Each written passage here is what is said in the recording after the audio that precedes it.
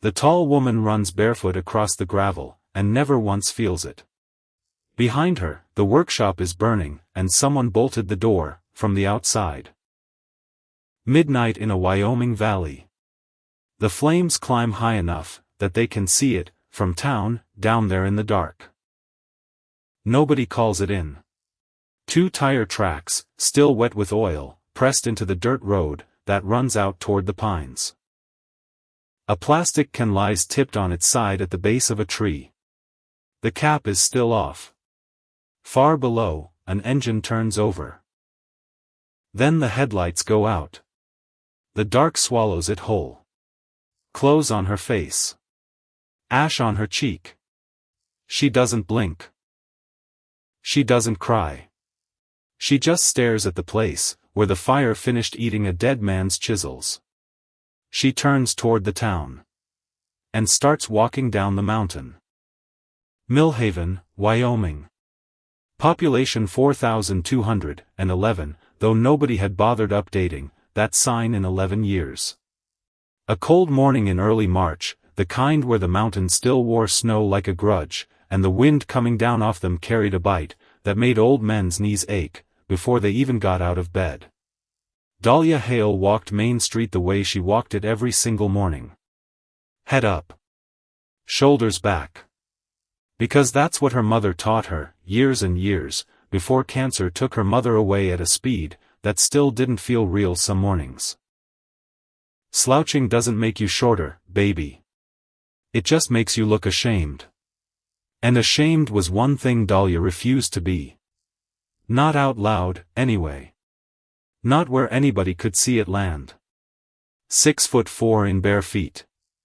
26 years old. And every single soul in this town had an opinion about both facts, whether she'd asked for one or not. There she goes. A voice drifting off the diner porch. Low. Not low enough. The flagpole. Laughter. 2 women, coffee cups halfway to their mouths, grinning like they'd said something clever. Like nobody had ever called her that before. Flagpole. Giraffe. Beanstalk. She had a mental drawer for each one, filed away and supposedly forgotten. Except they never actually stayed forgotten. That was the lie people told themselves about pain. That it faded with time. It didn't fade. It just went quiet. Waited for a slow morning to climb back out. She kept walking. Didn't break stride. Didn't give them the satisfaction of a flinch. Millhaven had been built by cattlemen and railroad crews back in 1889, and the town had never quite let go of either one. Tradition here wasn't a value people held onto out of love. It was a leash. Everyone on it. Everyone pulling in the same direction, and God help you, if you ever pulled different. The bell above Simmons' hardware jingled, when she pushed through the door. Same bell. Same crooked hook it hung, from since before she was born, probably. 3 years she'd worked this floor, and that bell had never once rung true. Morning, Dahlia. Walt Simmons. 56 years old, glasses forever sliding down his nose, a decent man underneath 40 years of small-town armor he'd built up, without ever meaning to. He'd hired her, when nobody else in this town would even grant her an interview. Said her height was good for the top shelves. Joked about it, but not cruelly. Never like the others. Big delivery today, Walt said, flipping through the morning's paperwork. Some fella bought out half our lumber. Whole truckload. Building something up in the hills, from what I hear. Dahlia tied her apron. Didn't think much of it. Just another Tuesday in a town that ran out of new things to talk about somewhere around the Clinton administration. She had strong hands. A head for numbers that made Walt's bookkeeping easier than it had any right to be. And customers still did the double take when she hauled 50-pound bags of cement like they weighed nothing at all. Like her own body was some kind of magic trick instead of just a body doing what bodies were built to do. 10 o'clock came. And that's when the shadow hit the front windows. Not a cloud. Not a truck passing by on its way to somewhere else. A man. Dahlia looked up from the inventory sheet, and for the first time in longer than she could actually remember, she wasn't the biggest thing in the room. He filled the doorway. Had to duck slightly just to clear the frame. Shoulders built for carrying something considerably heavier than lumber. Black hair pulled back in a braid, streaked here and there, with the kind of gray that comes early to men who've seen things they don't much care to talk about. Worn jeans. Flannel rolled up at the sleeves. A faded canvas jacket, with a small embroidered patch on the left shoulder, that Dahlia recognized, without quite placing, the kind veterans wore, not for show, just out of habit, because the jacket still fit, and the memory attached to it never asked permission to leave. And underneath all of it, a stillness. Like he wasn't in any hurry to prove a single thing to anybody in this store. Walt's mouth opened. Closed. Opened again. "Can I?" He cleared his throat. "Help you?" Silas Talman. The voice came out low. Resonant. Like it had been carved out of something instead of simply spoken. "Called yesterday. About the lumber order." "Right. Yes." Walt fumbled, through papers he'd already organized twice that morning. That's a lot of wood, Mr. Talman. Building something big?" Silas didn't answer that. His eyes moved across the store instead. Slow.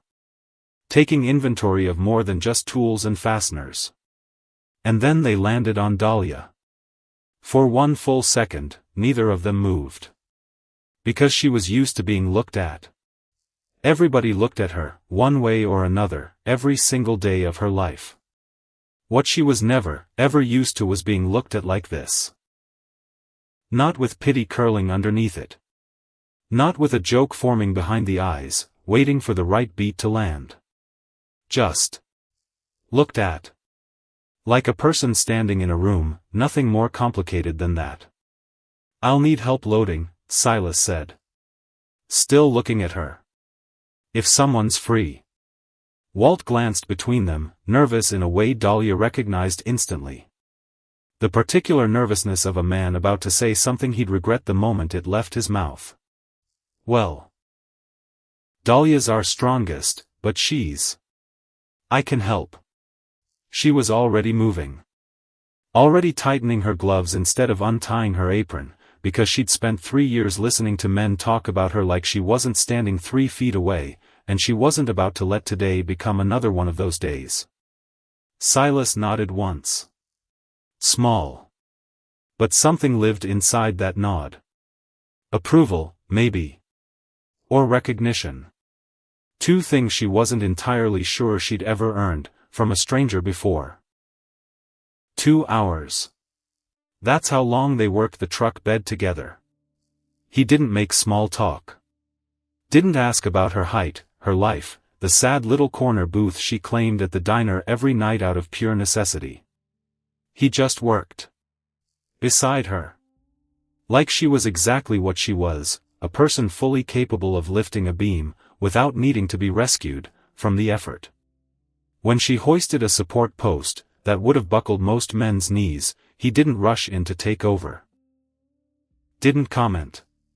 Just matched her pace on the far end, and let the weight settle, where it belonged, the 2 of them moving in a rhythm, that felt, somehow, already practiced.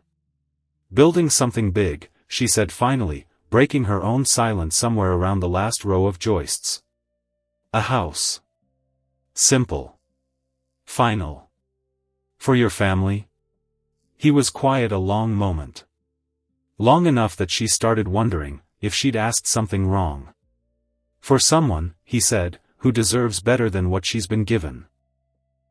Before she could ask what that meant, who that meant, because her mind had already started circling the question like a moth around a porch light, he was climbing back, into the truck. Engine turning over. Gravel crunching under those enormous tires. And she stood there. In the parking lot. holding more questions than she'd walked in with that morning. Word moves fast in a town this small. Faster, most days, than truth ever manages to. By closing time, half of Millhaven had already built a theory around the giant, who bought a truckload of lumber, and said nothing at all about why. By dinner, those theories had grown teeth. The diner was packed that night.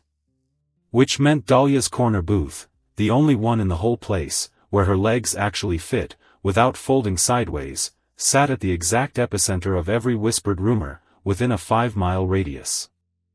"I heard he's hiding from something," Betty Crawford said, loud enough to carry clear across the room. Betty always said things loud enough to carry. That was, essentially, the whole point of Betty. Some kind of criminal. Building himself a bunker up there, probably. That's nonsense. Doc Whitfield.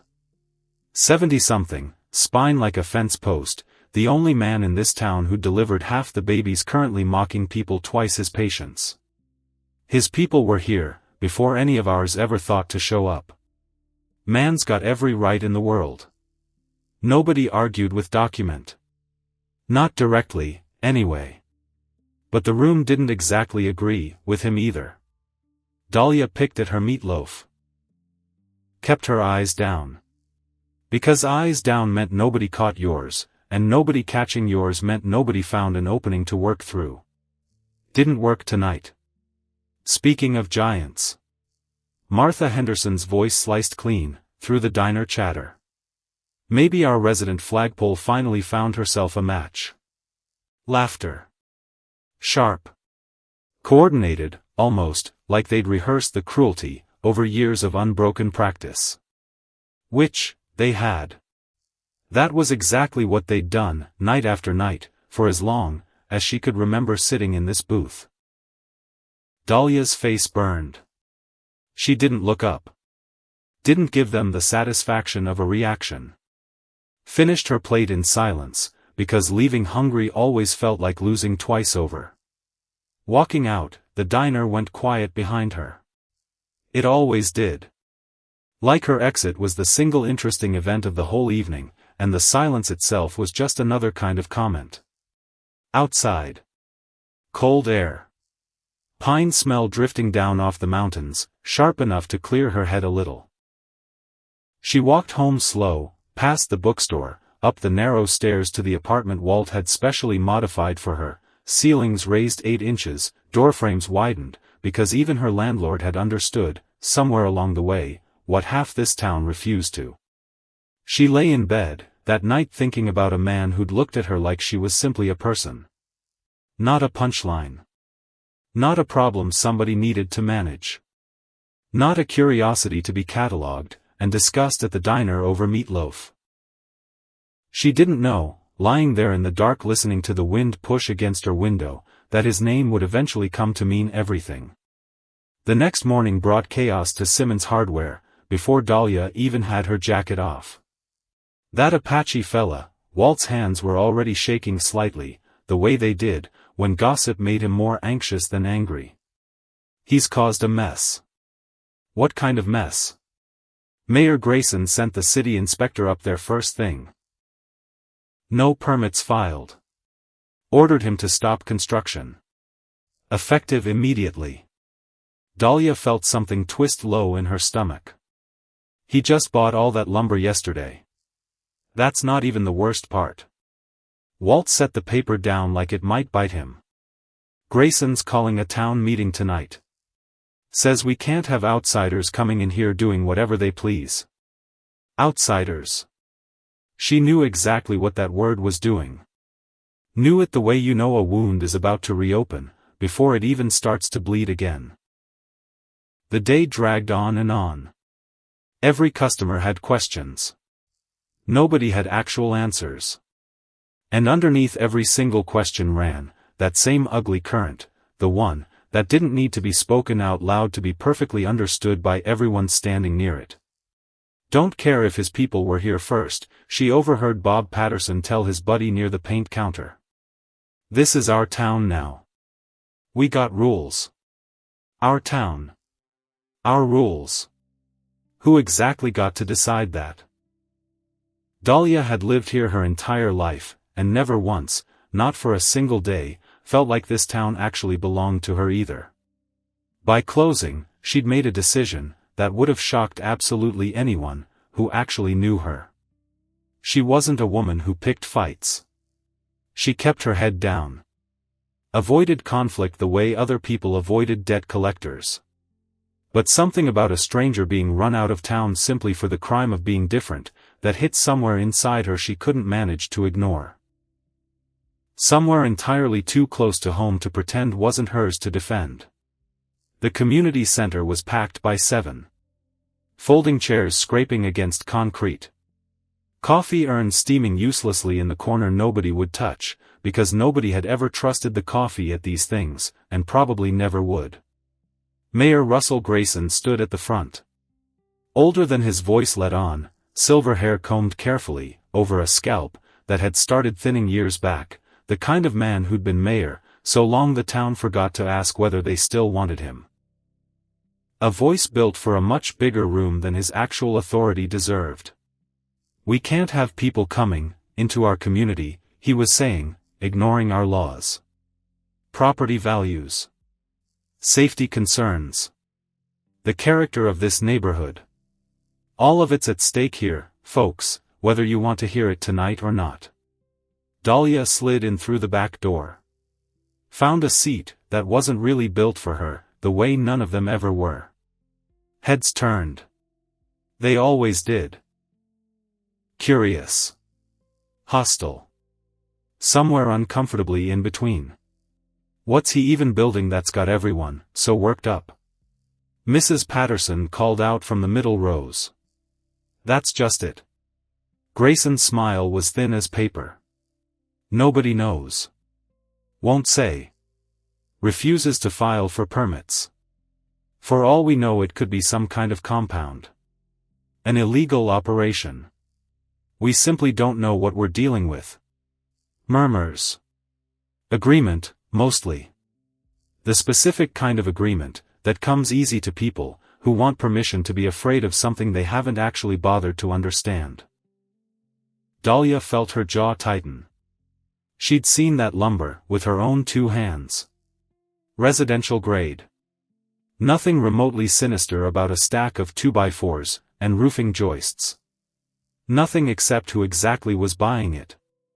"Maybe," she said, and her own voice surprised her by how clearly it carried, "we should just ask him." Every head in the room turned at once. Grayson's face reddened. "Miss Hale. I don't think you understand the complexity of the situation. I understand you're making assumptions about a man you've never once spoken to." She stood. Full height. No apology folded into it. "And I understand this town has a long, ugly history of being unwelcoming to anyone who's different." Silence. The kind that has actual weight to it. Everyone in that room knew exactly what she meant. Knew the years. The names. The corner booth nobody else ever fought her for. Nobody said any of it out loud. Nobody had to. "This isn't about being different," Grayson said. "This is about the law. Then help him file the paperwork. Instead of trying to run him out." The door opened. And every conversation in that room died at once, all together, like somebody had cut the power. Silas Talman walked down the center aisle like he owned the ground beneath it. Which, technically, legally, in a way nobody in that room understood, yet, he very well might have.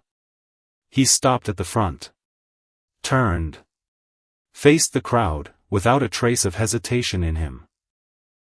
"Heard you've been discussing me." Grayson cleared his throat. "Twice. Mr. Talman. We were simply expressing some concerns about the building project." "What concerns?" "The permits, for one. And the fact nobody knows what you're building." Silas was quiet. Let the silence stretch, until it turned uncomfortable, until it became its own kind of statement all by itself. His eyes moved slowly across the room. Found Dahlia in the back row. Something passed between them. She felt it land somewhere behind her ribs, quiet and unannounced. "I'm building a house," Silas said, finally. "For someone who's been treated poorly by this community for far too long." The room erupted into whispers. Speculation. Heads turning, one by one, toward the back row. Toward her. Dahlia's face burned hotter than it had at the diner. Hotter than every single whisper she'd absorbed across 26 years combined, into one moment. "As for the permits," Silas continued, "I'll get whatever paperwork you require. But understand something. I'm not going anywhere.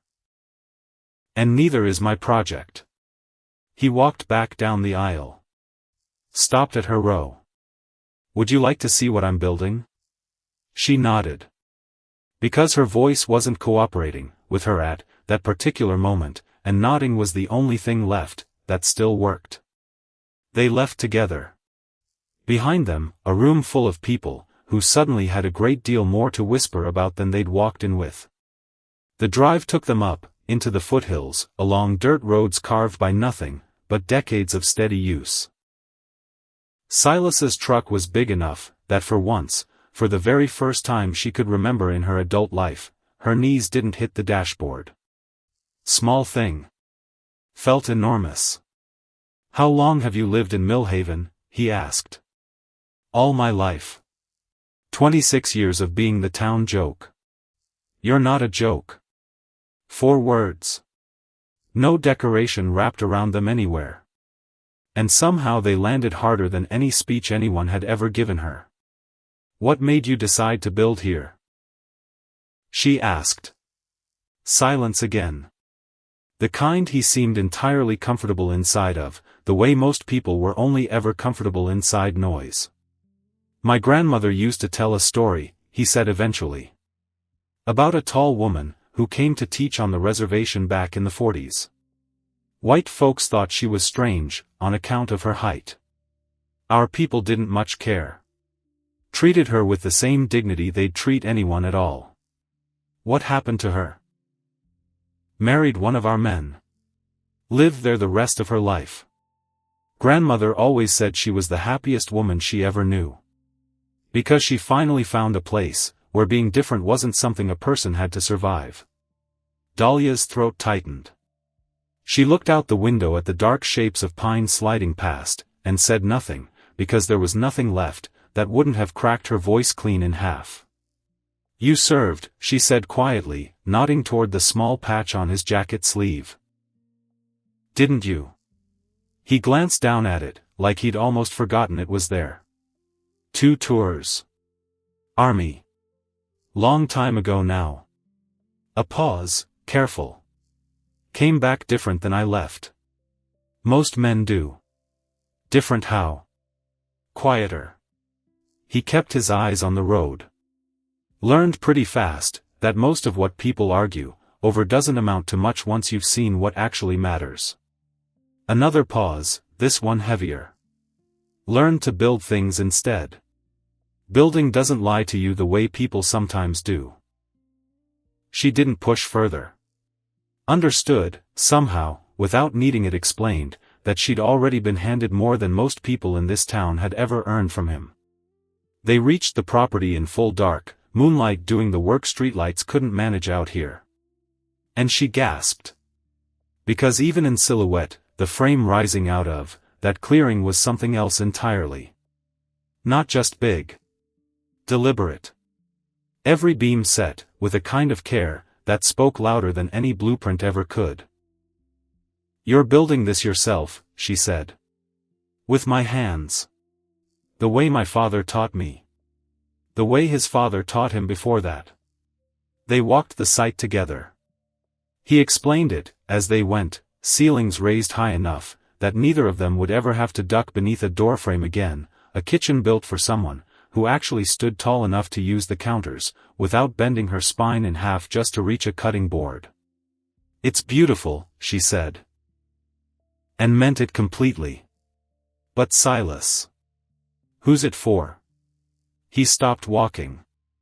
turned to face her fully, moonlight catching the plane of his jaw, the stillness sitting deep in his eyes. "For you," he said. "Dahlia Hale. If you'll have it."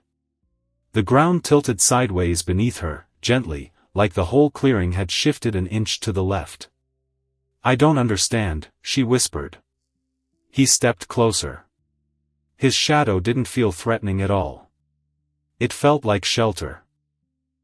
Which confused her even more than the offer itself had. "I've been watching you," he said. "Not in a strange way. I've seen how this town treats you. How they manage to make you feel small, despite everything about you being the exact opposite of small." Her arms wrapped around herself, without permission from the rest of her body. "You don't even know me. I know enough." His voice carried something absolute inside it. "I know you work harder than anyone in that hardware store. I know you're kind to the kids who stare at you in the grocery aisle, instead of getting angry back at them. I know you eat alone in that corner booth, because it's the only place your legs actually fit. And I know you pretend not to hear when they call you names. I hear it too. Every time." Tears stung before she could stop them. Because someone had noticed. Actually noticed. The small, humiliating architecture of her daily life, and instead of looking away from it, he'd built something in direct response to it. "Why would you do this?" she asked, "for a stranger?" He was quiet a long moment. Looking past her, toward the frame of the house, like the answer lived somewhere inside the wood itself, waiting to be measured and cut. "My wife," he said finally. "Died 3 years ago. Cancer." Dahlia stopped breathing for a second. "She was small," he continued. "Barely 5 feet. Biggest heart I've ever known in a person that size. Before she passed, she made me promise her something." He paused. Let it settle into the cold night air between them. "Said if I ever found somebody hurting the way I hurt, as a boy, somebody rejected for being different, I owed it to help them, if I could. Said loneliness was the cruelest thing a person could carry through a life. And people who understand that kind of pain," she said, "have a responsibility to each other. You were rejected. For being different." A sad smile crossed his face. "Barely there. Gone almost as fast as it had arrived. 7-foot Apache men don't exactly blend in anywhere, Dahlia. Not on the reservation. Not off it. Spent most of my boyhood being stared at like some kind of curiosity. Difference is," he looked at her directly now, steady. "I found someone who loved me exactly the way I was. You haven't had that chance yet." The words hung there between them. Heavier than anything either of them was quite ready to lift off the ground. "This is insane," she said finally, stepping back half a step, needing the distance just to think straight. "You can't just build someone a house, because you feel sorry for them. I don't feel sorry for you." His voice hardened, just slightly. Just enough to mean it. "I respect you. There's a difference. A big one." Weeks passed. Millhaven kept talking, the way small towns always keep talking, long after the thing they're talking about stops being news, and starts turning into habit. Grayson had obtained the permits, with unusual speed, which only fed the gossip fire hotter than before. Wasn't right, people muttered over their coffee. Wasn't natural, a man moving that fast through paperwork, that took everyone else months of waiting. Dahlia hadn't seen Silas since that night on the mountain. His absence sat in her chest like a held breath she couldn't quite manage to release. She'd replayed the conversation 100 times over. A man she barely knew had essentially proposed building her an entire life, and she'd retreated from it like something startled out of the brush. "You're distracted," Walt said one afternoon, watching her miscount the same inventory sheet for the 3rd time in an hour.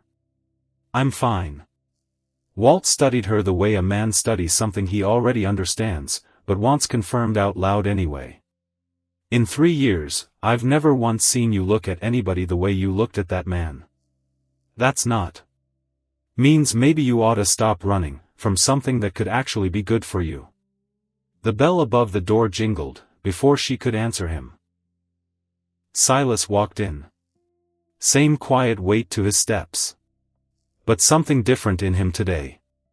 A kind of resolve, that seemed to charge the whole air around him. Dahlia. No preamble. We need to talk. Walt suddenly discovered urgent business in the back room. Left them alone among the paint cans and fastener bins.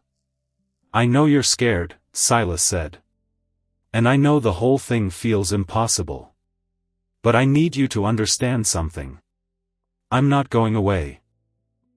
Silas, you can't just build a house for a woman you barely know.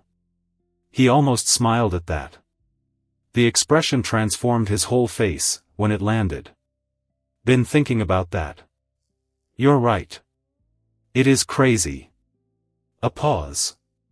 So let me offer you something else instead. She waited. Heart doing something complicated behind her ribs. Come work for me. I need help with the construction. You're the strongest person I know, and that's not flattery, that's just fact.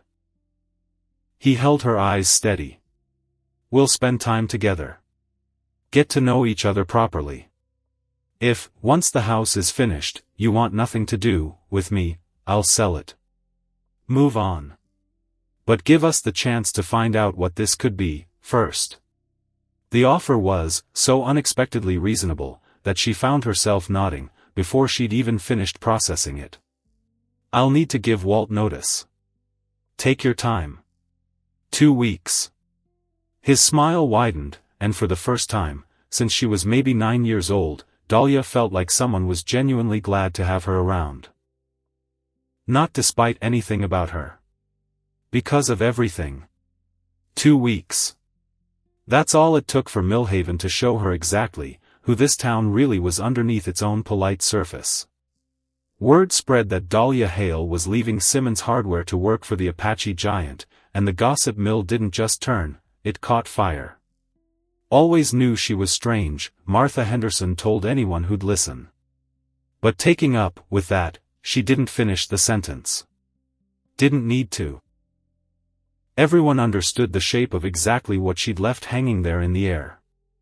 The undertone that had lurked beneath every joke, every whisper, every sideways glance for 26 years, it finally came up for air.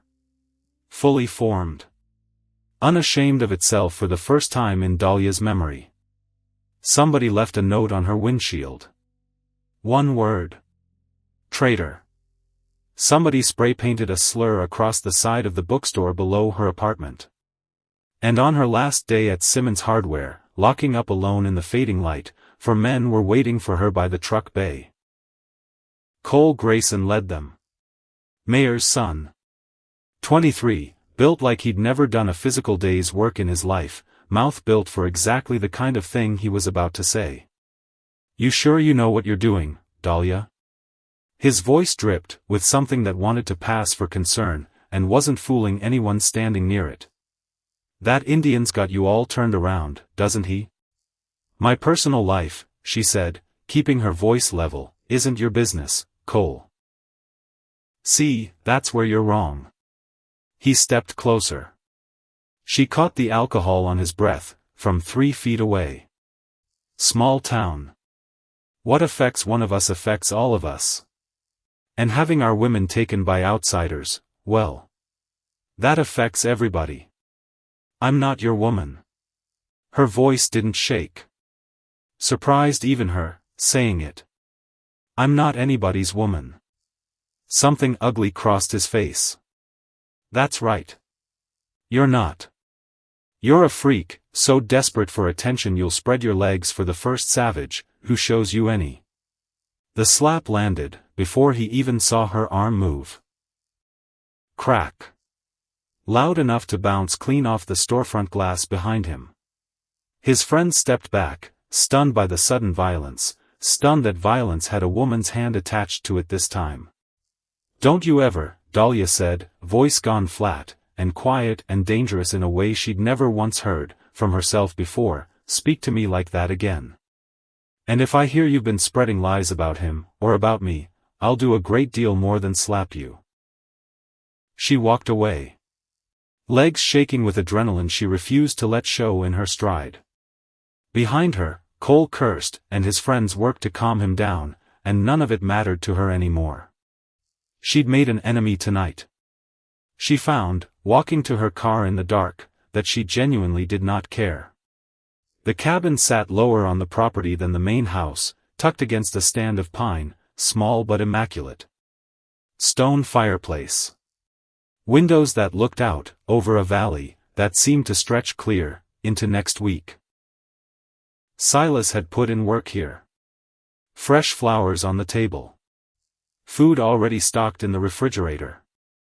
Towels folded in the bathroom like he'd rehearsed the gesture a dozen times, before she'd ever arrived.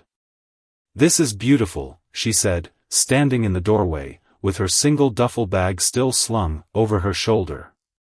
"Belonged to my grandfather." He watched her take it in. "Been fixing it up. Ceilings are a little low for you, I'm afraid." "It's perfect." She meant it more than the words alone could carry. "First place I've ever lived, where somebody actually thought about what I might need." They spent that first full day working the frame together. Silas taught patiently, how to read the plans, how to set a level line, how to trust the wood instead of fighting it every step of the way. She discovered, to her own surprise, that her hands understood construction in a way they'd never once understood the front counter at the hardware store. "Good hands," Silas said, watching her measure, and cut a length of trim, with a precision that surprised them both. "Good eye, too. Always liked building things, as a kid," she admitted. Nobody ever thought to encourage it. Days folded into a rhythm. Sunrise to sawdust. Lunch under the shade of an old pine, that had probably watched this whole valley change more than either of them ever would in their lifetimes. Work until the light thinned out toward dusk. Evenings on the cabin porch, talking about nothing, and everything while the stars came out, over Millhaven, small and distant enough down there, that it almost looked harmless, from up here. She learned about his wife. Maria. A teacher. 15 years married, no children, a source of quiet grief he carried, without ever performing it for anyone's benefit. She always said we were meant to help other people's children instead, he told her one evening, voice low. Maybe she was right about that. You would have made a good father. Maybe. He looked at her sideways. What about you? Ever want children? She was quiet a long time before answering. Used to dream about it. Then I started thinking what it'd be like for a kid to have a mother built like me. The stares. The questions. Seemed cruel to hand a child that kind of inheritance. Children adapt, Silas said gently. And they love without conditions. Might be worth considering, someday. The house grew. Beam by beam, and so did they, not with declarations or grand gestures, but with shared labor and quiet honesty, the two of them understanding each other in ways that went well past words alone. It was a Thursday afternoon, 3 weeks into the work, when Dahlia walked into the equipment shed looking for a level, and instead found herself standing frozen in the doorway. Silas was on the phone outside, pacing near the truck. Not her business, normally. Except the voice on the other end carried far enough on the wind, that she caught pieces of it, before she could stop herself from listening. Not Silas's voice. Mayor Grayson's. Which made no sense at all, until it started making a different, uglier kind of sense entirely. Not asking you, Frank, I'm telling you. That file from 62 needs to disappear, before anybody starts digging. You understand what happens to this town, to my seat, if that land survey ever sees daylight. Dahlia's stomach dropped straight through the floorboards. She stood there, level still in her hand, not breathing, not moving, every instinct screaming at her to step back, before she was seen listening to something she clearly wasn't meant to hear. Because that wasn't about permits. That wasn't about lumber, or zoning, or any of the small, petty reasons Millhaven had been throwing at Silas Talman, since the day he first walked into Simmons Hardware. That was something else entirely. Something old. Something buried on purpose, and somebody, the mayor of this town, the man who stood at every podium talking about laws and community standards, was working very hard right now to keep it exactly where it was. She backed out of the shed slow. Careful. Heart hammering loud enough she was half convinced it could be heard clear across the valley. Whatever that file was. Whatever happened back in 1962. It was the real reason this town had turned itself inside out, over one man building one house on one piece of mountain. And she had absolutely no idea, standing there in the fading light, with her hands shaking around a level she no longer remembered picking up, just how deep this particular hole went. Or how far down it was about to pull all of them. The days stopped being days, and started being something else entirely. A rhythm. A heartbeat shared between two people who'd both spent years learning to live smaller than they were ever actually built to live. Dahlia woke before the sun now. Because sleeping in felt like wasting something she didn't used to have any of. Which was time, that actually belonged to her, fully, without anyone else's opinion attached to it. She'd make coffee in the cabin's small kitchen, the one Silas had lowered the shelves in just for her, and she'd watch the light change, over the valley, and some mornings she'd just stand there. Not doing anything at all. Just breathing air, that didn't have anybody's laughter folded into it. Until the day everything shifted again. The way it kept shifting on this mountain, whether anyone up here asked for it to. A truck came rattling up the dirt road just past 9. Old. Dented. The kind of vehicle that had clearly survived more winters than the person driving it probably deserved credit for. Silas came out of the workshop wiping sawdust off his hands, and his whole face changed. Softened. Which she'd never once seen happen before. Not for anyone. Grandmother, he said, and the word came out different than any other word she'd heard him say. Lighter. Like it cost him absolutely nothing to carry. The woman who climbed down from that truck was small. Impossibly small, next to her grandson. Silver hair braided down her back, skin like something carved slowly out of patience itself. But she moved like the mountain belonged to her personally. Because it probably did, in ways deeper than any deed had ever bothered to record. I came to meet your woman, Nora Talman said, in English carrying the weight of another language sitting quietly underneath it. And to see this house everyone's been talking about. Dahlia felt her stomach drop straight to her boots. Because this was it. The moment she'd been dreading, since the night Silas first said the word marriage, without actually saying it out loud. The moment where somebody, who mattered, somebody, whose opinion Silas actually needed, looked at her, and decided, right there on the spot, whether she belonged in this family or not. She stood there. Tried not to hunch. Tried not to make herself smaller, the way 26 years of hard practice kept whispering she probably should. Nora's eyes moved over her. Slow. Unhurried. Cataloging something Dahlia couldn't quite read, from the outside. You're very tall, Nora said finally. Yes, ma'am. I am. Good. A small nod. Final, like a door closing shut on any other possible outcome. Silas needs a woman, who can look him in the eye. And that was it. That was the whole verdict. 6 words, and Dahlia felt something crack open in her chest, that had been sealed shut, since she was maybe 9 years old. Because nobody had ever, not once in her entire life, framed her height, as the very thing, that made her right for something. Only ever the thing that made her wrong. She showed Nora the house that afternoon. Every room. Every detail Silas had built, with his own 2 hands, patient and exact. Nora ran her palm along a doorframe like she was reading Braille off the wood grain. "This is good work," she said. "But it's more than a house, isn't it?" "What do you mean?" "It's a declaration." Nora's dark eyes found hers. "That you exist. That you deserve space in this world same as anyone else walking around in it." Dahlia's throat tightened, so fast she had to look away. "I never thought of it that way. Buildings are always statements." Nora kept walking, kept touching things like she was blessing each one in turn. "The question is whether they're statements made out of fear. Or statements made out of hope."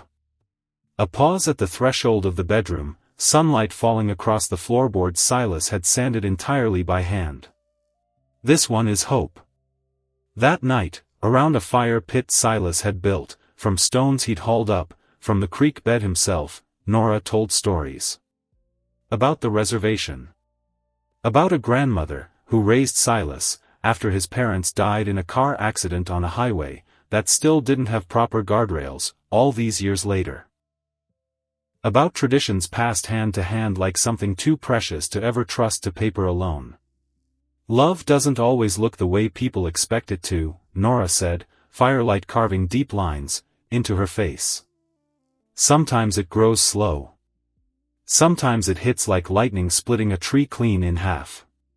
She looked at Silas. "Is that what you had, with your grandfather?" Nora's smile went soft in a way that made her look decades younger for just a moment.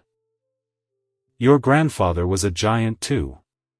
7'3", in his bare feet.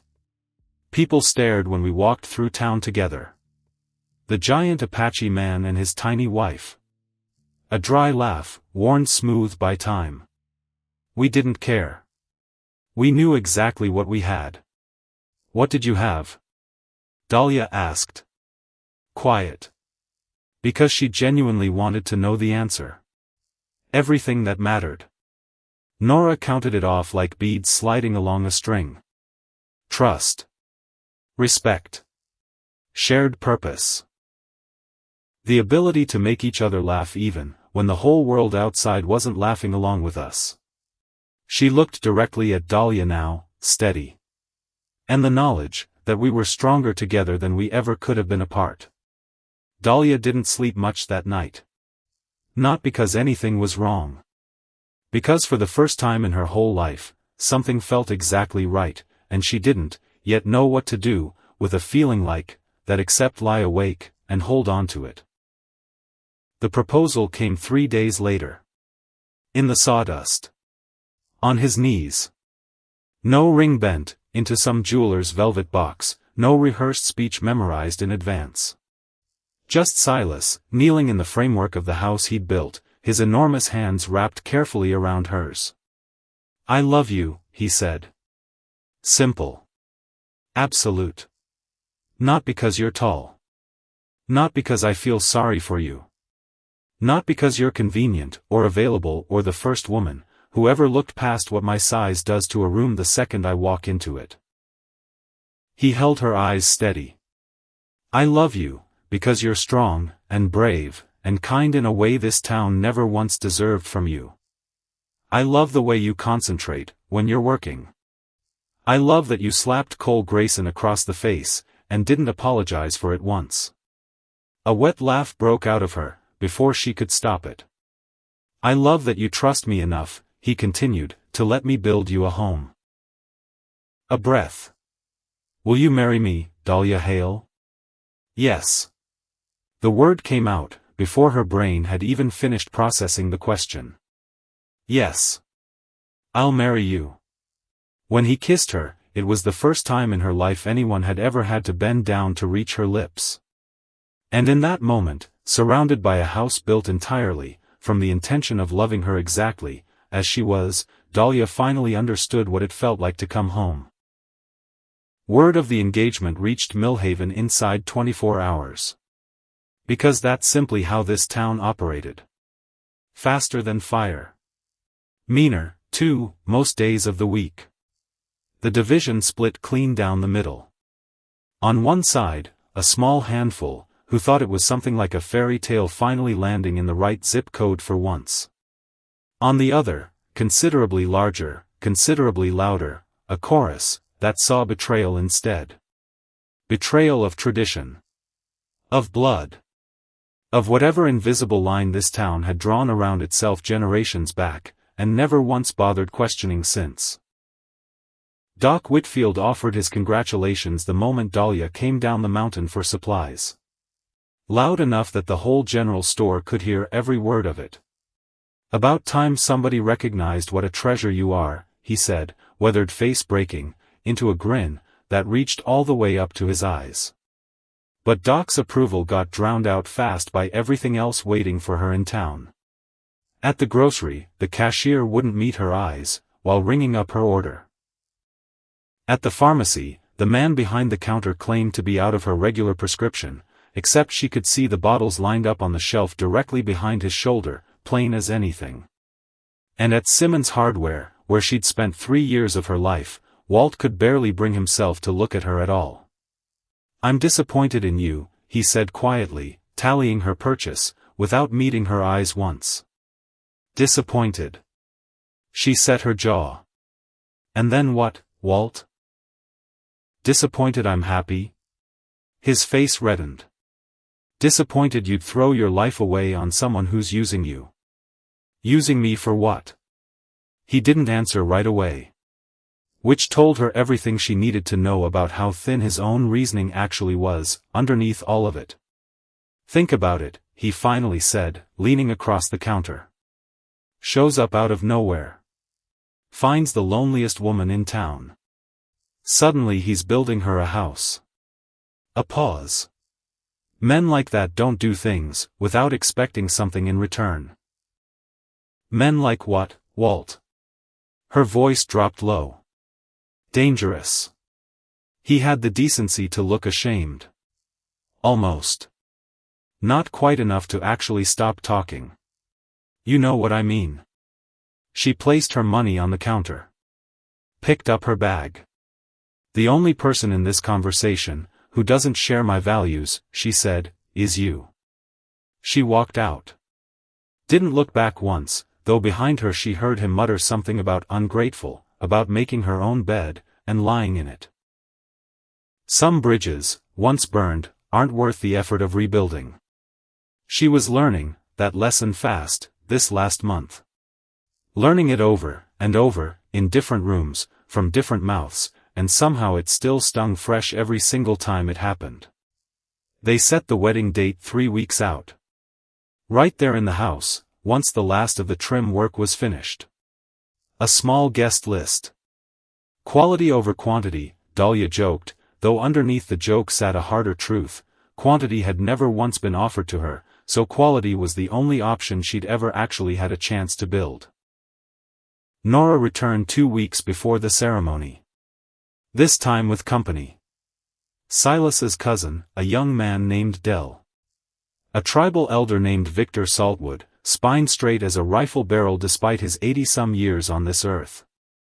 And a woman named Ruth Featherstone, who carried herself like someone who'd spent a whole lifetime holding other people's grief steady on their behalf. They came to witness.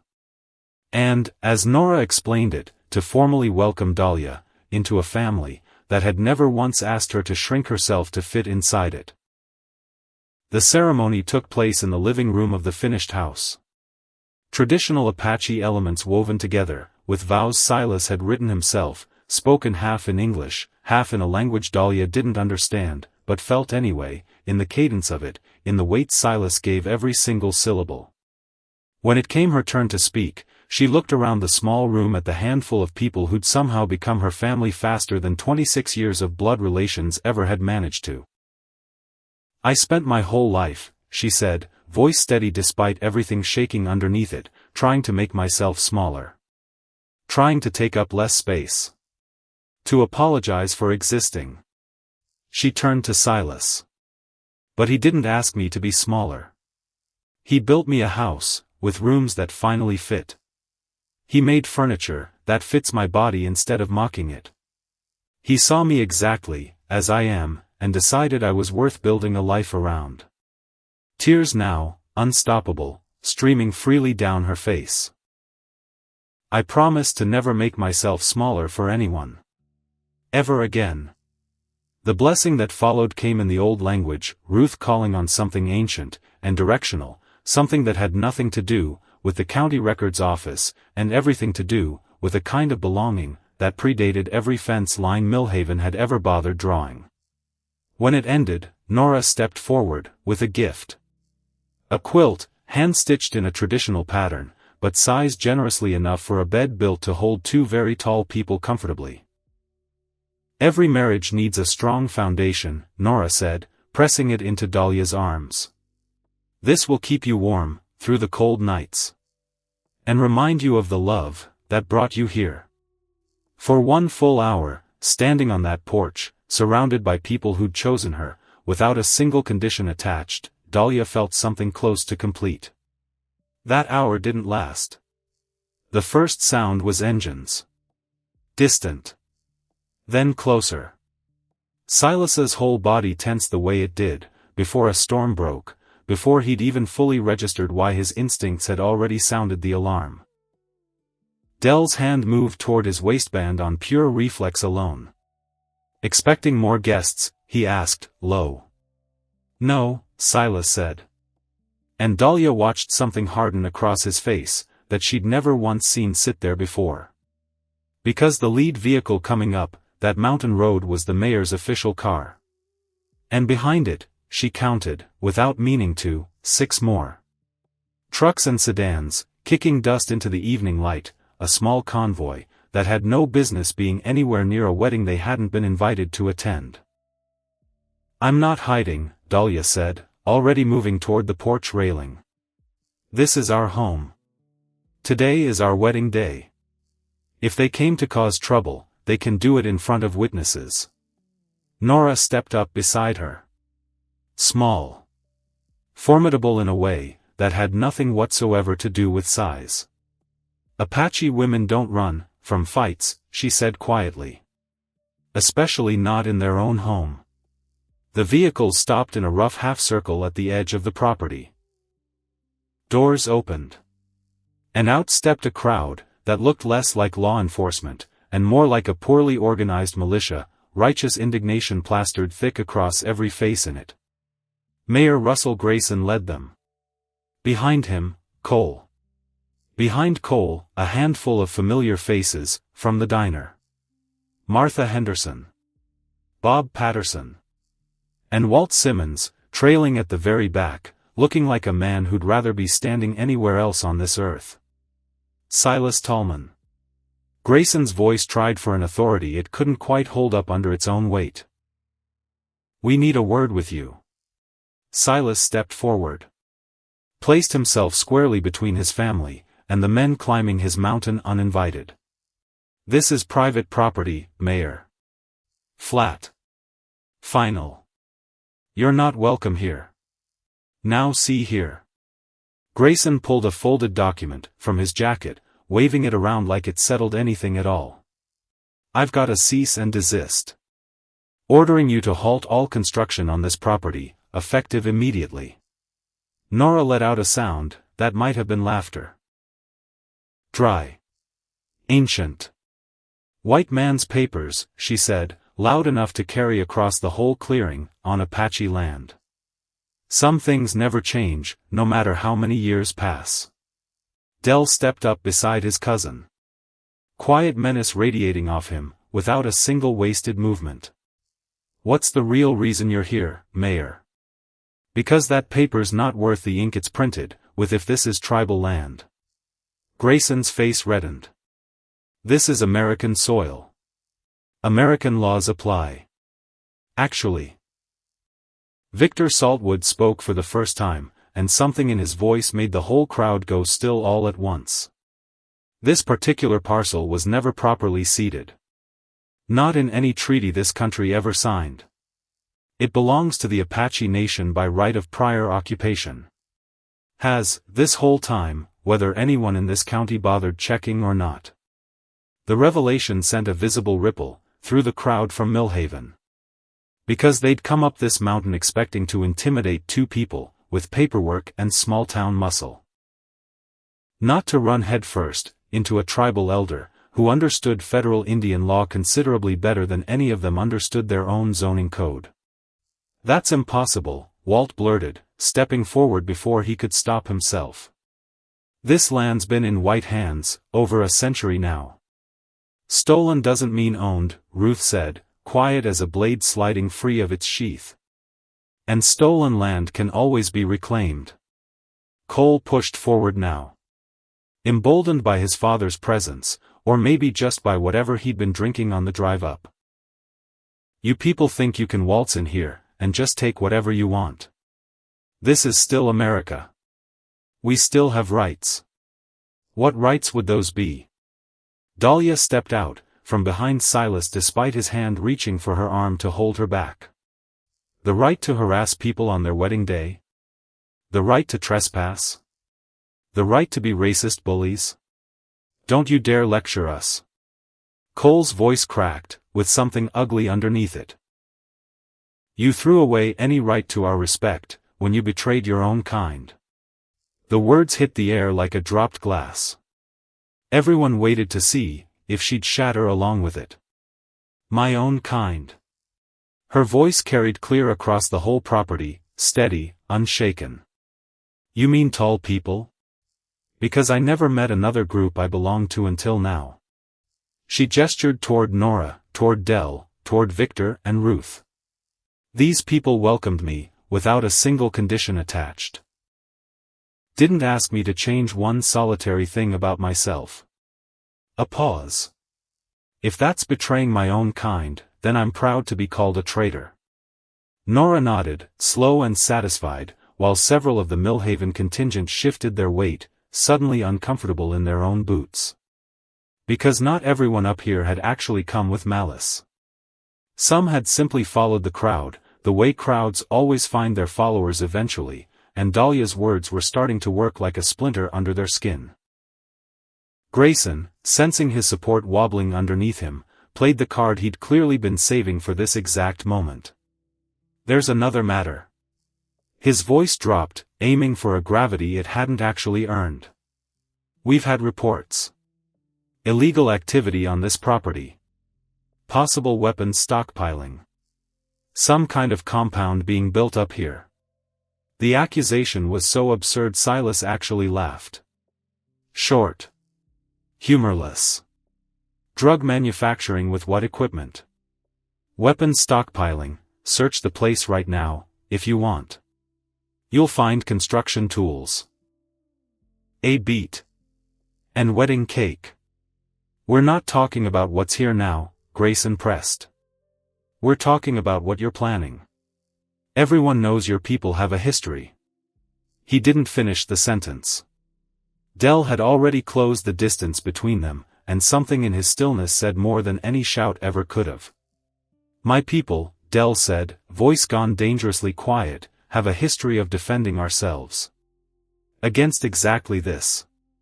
People showing up, with papers, and lies, claiming the right to tell us how to live our own lives." "Is that a threat?" Cole demanded, trying for brave, and landing somewhere considerably closer to scared. "I don't make threats." Dell held his gaze steady. "I make promises.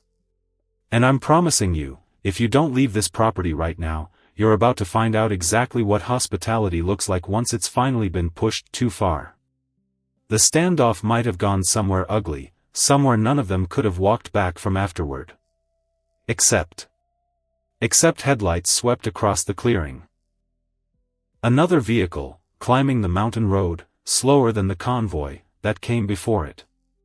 Doc Whitfield's ancient pickup rolled to a stop, engine coughing like it always did, and behind it two more cars, headlights cutting clean, through the dusk. Doc climbed out slow, joints protesting every single step, and took in the scene, with the kind of calm only decades of delivering bad news to frightened families could ever earn a man. "Russell." He caught himself, cleared his throat, started again. "What in the Sam Hill do you think you're doing?" Grayson looked flustered by the interruption. "Doc, this doesn't concern you." Concerns me plenty, when half my patients are acting like damn fools on a mountainside. Doc walked straight past the mayor, ignoring him entirely, and pressed a small wrapped package into Dahlia's hands. Congratulations on your wedding. Brought you a gift. Behind him, doors opened on the other two vehicles. An elderly gas station owner Dahlia recognized, from a lifetime of small errands run around this town. And, unexpectedly, Jenny from the grocery counter, the same woman who'd refused to meet her eyes just 2 weeks earlier. Heard there might be trouble, the old man said. Figured you might need friends. The arrival shifted everything. Suddenly the Millhaven contingent found themselves outnumbered by people they had to live and work alongside every single day of their lives, people whose good opinion actually mattered to their daily existence in ways political theater simply never could. This is ridiculous. Grayson's voice climbed toward panic now. We're trying to protect this community, and you're taking their side. I'm taking the side of decent people, Doc said flatly. Something you might try sometime, Russell. Jenny stepped forward, still refusing to meet Dahlia's eyes, but forcing the words out anyway. I wanted to apologize. For how I've been acting. Wasn't right of me, none of it. The small gesture did more damage to the crowd's resolve than any legal argument possibly could have. People began muttering among themselves. A few started drifting back toward their trucks, the fight draining out of them now that the numbers had finally evened out. Walt wasn't ready to let it go, though. This isn't over, he said, jabbing a finger toward Silas. You can't just come into our town and turn everything upside down. I didn't come to your town. Silas's voice stayed level, unbothered by any of it. I came to my land. There's a difference. We'll see about that. Walt's voice cracked on the way out. Courts.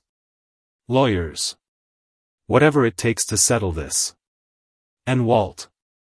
Doc's voice carried the particular authority of a man who delivered half this town into the world, Walt included, decades back.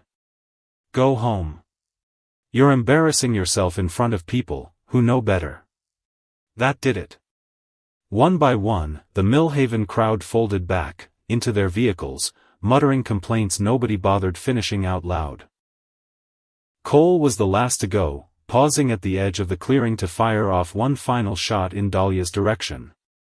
This isn't over, he said. You'll regret choosing them over us. The convoy disappeared down the mountain road, taillights swallowed whole by the dark, and for a long moment nobody left standing on that porch said anything at all. I'm sorry that happened, Doc finally offered to Nora. Not everyone in this town is like that. Nora studied him a moment. You're the doctor who delivered Silas. On the reservation. Doc looked surprised she remembered something, that far back. You recall that?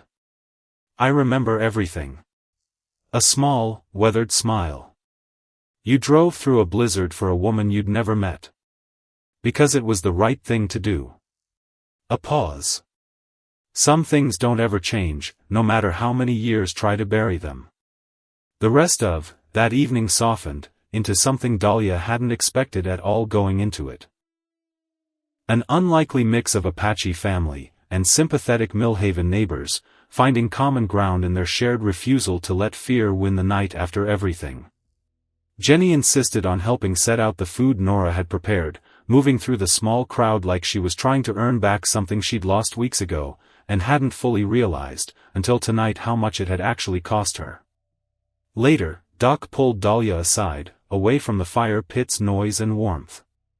There are more people in this town who support you than you'd think, he said quietly. They're just scared to say so out loud, most of them. Scared of what? Of being different themselves. Of standing out. He studied her face in the dim light. Of being next. What if it doesn't get better? Her voice came out smaller than she wanted it to. What if this hostility just keeps getting worse from here? Doc smiled, tired but certain of himself. Then you'll handle it. You're stronger than you know, Dahlia. Always were, even before you knew it yourself. Weeks folded into each other after that. The legal threats Grayson had promised never fully materialized, because the tribal claim held real legal weight behind it, and because enough quiet pressure, from within Millhaven's own ranks discouraged anyone from pushing much harder. Small towns had a way of policing their own reputations once enough neighbors got embarrassed together in the same room. Silas's furniture business began taking off almost overnight. Word of his craftsmanship traveled fast, through the region's wealthier towns, orders arriving faster than a two-man operation could reasonably fill. Dahlia handled the paperwork, the invoicing, the customer calls, a natural fit for a mind that had always been good with numbers and had never, before, been given anything worth applying that skill to. Their first major commission came from a rancher outside Bozeman, a man standing 6'6" himself, sick to death of furniture that never quite fit his frame properly. The dining set Silas built him got photographed for a regional magazine, and the orders that followed very nearly buried them both in work. "Seems like there's more of us out there than anybody ever realized," Dahlia said one evening, sorting through a growing stack of commission requests at the kitchen table Silas had built specifically, so her knees would never hit the underside of it. "Market demand." Silas grinned, rare and warm. "Maybe we build a whole business around people who don't fit the standard sizes anybody else bothers building for." The idea took root faster than either of them expected it to. Within a handful of months, orders were arriving from across 3 states. Silas hired 2 young men off the reservation, who needed steady work, and Dahlia found herself learning shipping logistics and vendor contracts on the fly, teaching herself late at night, with a lamp burning long after Silas had already gone to sleep beside her. For the first time in her life, she wasn't just surviving somewhere. She was building something that actually mattered, in a place that had finally started, slowly, grudgingly, to make room for her existence. The fire started a little after midnight. Dahlia woke to the smell first. Sharp. Wrong. Her body understood, before her brain had even caught up, some old animal instinct dragging her upright out of a dead sleep. "Silas." Her voice cracked out of her, before she'd even processed why. "Silas, wake up." He was already moving. Already at the window, already swearing low, and vicious in a way she'd never once heard from him in all these months. Because the workshop, their workshop, the one holding 6 months of built inventory, of half-finished commissions, of tools that had belonged to his father, and his father, before that, was burning. Orange light climbing against the dark tree line. Smoke rolling up thick and black into a sky that didn't have a single star left visible anymore. They ran. Both of them, barefoot across gravel that tore at their feet, and neither of them felt a single bit of it, not really, not with adrenaline flooding every other sensation out entirely. By the time they reached it, the fire had already claimed the roof. Heat rolling off it in waves strong enough to push them both back a full 10 feet, before either of them could even try getting closer. "The tools," Silas's voice broke on the word.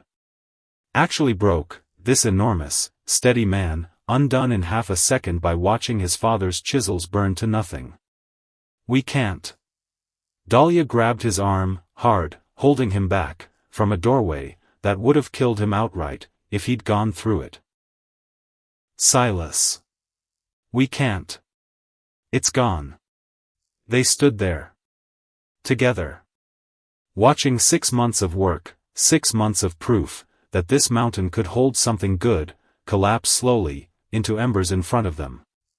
The fire department arrived 40 minutes later. Too late to do anything but confirm what both of them already knew standing there in the dark. By the time the sun came up, there was nothing left of the workshop but a blackened foundation, and the smell of scorched cedar hanging over the whole property like a curse that refused to lift on its own. "Arson," the fire chief said, crouching near what used to be the northeast corner. "Accelerant used here. And here. He pointed to two separate points along the collapsed frame. Somebody wanted this to burn fast. And burn complete. Dahlia felt something cold settle into her chest that had nothing whatsoever to do with the pre-dawn air around them. Because this wasn't an accident. Because somebody had walked onto this property in the dark, poured fuel across everything Silas had built with his own two hands, and lit a match without a second thought about it. And she had a sick, sinking feeling she already knew exactly who wanted this badly enough to actually do it.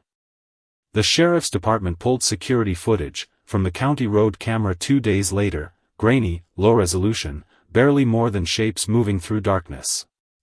But one shape, caught for 11 seconds near the edge of the property line around 11:40 that night, matched close enough to a build the whole town recognized on sight, without much trouble. Cole Grayson. The rumor moved through Millhaven faster than the fire itself had. By the following afternoon, half the town had already convicted him in conversation, the other half already defending him just as loudly, and the sheriff found himself caught in the exact kind of political crossfire that made small-town law enforcement miserable work on a good day. Cole denied everything. Said he'd been out driving, nothing more, no reason he could possibly have to burn down a stranger's workshop over a wedding slight. Except Dahlia sat, with that footage running through her head for 2 full days, something nagging at her that she couldn't quite name at first. Because something about the timeline didn't sit right in her gut. Something about the shape moving on, that grainy footage, the way it walked, the way it carried itself across that dark clearing. She'd worked retail for 3 years. Learned to read people, from clear across a store floor, who was about to steal something, who was about to complain, who was simply lost, and needed pointing toward the paint aisle. And something about Cole Grayson's walk, drunk and belligerent, as he'd been at that wedding just weeks earlier, didn't match the controlled, purposeful movement she was watching on that security footage. Which meant either she was wrong about it entirely, or somebody else had been up on that mountain that night, wearing Cole's build like a borrowed coat that didn't quite fit right. She started digging the only way she actually knew how, the way 3 years of bookkeeping had trained into her hands long before she'd ever met Silas. Numbers. Records. Paper trails that didn't lie, even when the people attached to them absolutely did. She pulled the county's public purchase records first. Nothing illegal about looking, small-town records offices ran on the assumption that nobody ever actually checked, which made them considerably easier to search than anybody expected going in. 3 days of quiet, careful searching. Evenings after the day's work was done, Silas asleep beside her, laptop glow the only light in the room, while she cross-referenced fuel purchases against dates, against names, against anything at all that might connect a bought can of accelerant to a burned workshop on a mountain that used to hold their entire future together. Until she found it. A receipt. Dated the afternoon before the fire. 5 gallons of accelerant, purchased in cash at a supply store 2 counties over, far enough that nobody local would think to check it, close enough that somebody in a hurry could make the round trip and be back well before midnight. The purchase was logged under a business account. Simmons Hardware. Dahlia sat very still in the lamplight, staring at that name, until the letters stopped making sense as words and started just looking like shapes on a screen in front of her. Walt Simmons. The man who'd hired her when nobody else would even grant her an interview. Who'd modified her apartment ceilings out of simple decency, without her ever once having to ask. Who'd called her disappointing to her face, and then couldn't look her in the eye while doing it. She thought about that conversation in the store. Men like that don't do things without expecting something in return. She'd assumed it was ordinary small-town prejudice talking, ugly but essentially harmless. Except now she was staring at a receipt that said otherwise. Because either Walt had bought 5 gallons of accelerant for some entirely innocent reason that happened to line up, coincidentally, with the exact night somebody torched their workshop to the ground. Or Walt Simmons, the closest thing to a decent man this town had ever given her, had done something considerably worse than simply disapprove of her choices. Her hands were shaking by the time she closed the laptop. Not from fear, exactly. Something colder than fear. Something that felt a great deal more like betrayal, settling deep into her chest, and refusing to leave her alone with it. Because if Walt had done this, if Walt had actually walked that property line, with a gas can in his hand, and never once looked back, then somebody had gotten to him first. Somebody with enough leverage over a 56-year-old hardware store owner to make him risk prison, risk everything he'd spent his whole life building, just to burn down a stranger's workshop, over a piece of mountain neither of them technically owned according to the law, that mattered most in the end. And she had a very good, very sick idea of exactly whose name belonged at the top of that particular chain. She didn't wake Silas that night. Told herself it could wait until morning, until she had more than a receipt and a bad feeling to bring him. Except she lay there in the dark for a long time, staring at the ceiling he'd built high enough that she'd never once had to duck beneath it, and thought about Russell Grayson's voice drifting across the wind that afternoon in the equipment shed. That file from 62 needs to disappear. 2 threads. 2 secrets this town had been trying very hard to bury. And Dahlia was starting to understand, lying awake while the man she loved slept beside her, entirely unaware of what she'd just found sitting on that screen, that those 2 threads weren't separate at all. They were the same rope. And somebody in Millhaven was pulling it a great deal harder than anybody up here on this mountain had realized. Yet, the morning after the receipt, Dahlia didn't say anything to Silas over coffee. Couldn't, not right away. Because how do you tell a man the fire that took his father's tools might trace back to somebody he still, somewhere underneath all the anger, wanted to believe was decent? She waited until he'd finished his second cup. Until his shoulders had dropped an inch, the way they always did once caffeine finally caught up with grief. Then she slid the laptop across the table. "I found something," she said. "Last night." He read it twice. She watched his jaw work, watched something harden behind his eyes, that she'd only seen sit there once, before, that night in the diner parking lot, though it felt like years ago in her memory already. "Walt," he said. Flat. Like the name itself tasted wrong in his mouth. "Maybe." She made herself say it slow. "Careful. Or maybe somebody used his name. His account. I don't know yet, not for certain." "You believe that?" She didn't answer right away. Because the honest answer was no, not really, but some stubborn part of her still wanted to leave Walt Simmons a door he could walk back through, if he actually chose to. "I believe," she said finally, "that Walt didn't do this alone. Even if his hands lit the match itself." Silas was quiet a long moment, staring at the screen like it might rearrange itself into something considerably less painful, if he just looked hard enough at it. "Grayson," he said. "Grayson." They drove to Victor Saltwood's place, that same afternoon. Small house at the edge of the reservation, tidy, wood stove already going despite the mild weather, because Victor's bones, he liked to say, had stopped trusting spring somewhere around the same year Nixon resigned. Victor read the receipt. "Read it again." Set it down on the kitchen table like it weighed considerably more than paper had any business weighing. "This connects to something," he said slowly, "I've been chasing longer than you've been alive, young lady." "What do you mean?" Victor got up. Moved to a cabinet in the corner, the kind of cabinet that had clearly held the same contents for decades, without anyone daring to reorganize a single item inside it. He came back with a folder. Thin.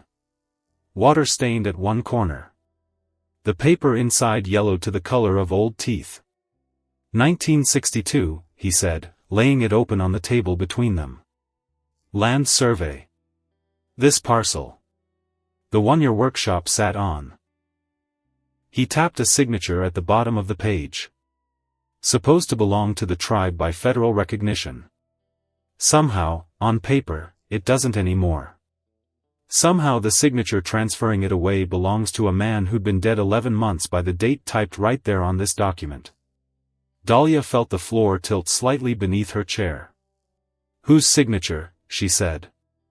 Though some cold, sinking part of her already suspected the answer waiting for her. Earl Grayson. Victor's voice went flat. Russell's father. Was mayor here, before him, for over 2 decades. Ran this town like it belonged to him personally, and mostly it did. He closed the folder gently, like it might crumble, if handled wrong. I've had this file since 1987. Never had enough to move on it properly. Wasn't until now, somebody finally handed me a reason worth the fight all over again. Why now? Silas asked. Why didn't you push this before, all those years? Victor looked at him a long moment. Tired eyes. Eyes that had watched a great many promises get broken across a great many decades of waiting. Because fighting City Hall on principle alone gets you nowhere in this country, he said. Fighting them on a felony. That gets you somewhere worth going. The felony took shape, over the following 2 weeks. Because paper trails, once you start pulling on them, rarely stop at just one single thread. Dahlia spent her evenings back at that laptop, Silas beside her now instead of asleep, both of them cross-referencing county records, with a lawyer Victor brought in, from Cheyenne, a sharp, quiet woman named Priya Okafor, who specialized in exactly this kind of tribal land dispute, and looked, Dahlia thought, like she hadn't lost a case in a very long time indeed. The forgery alone, Priya said, spreading documents across the kitchen table one evening, gets us the land back. Clean. That part's almost easy, honestly. She looked up.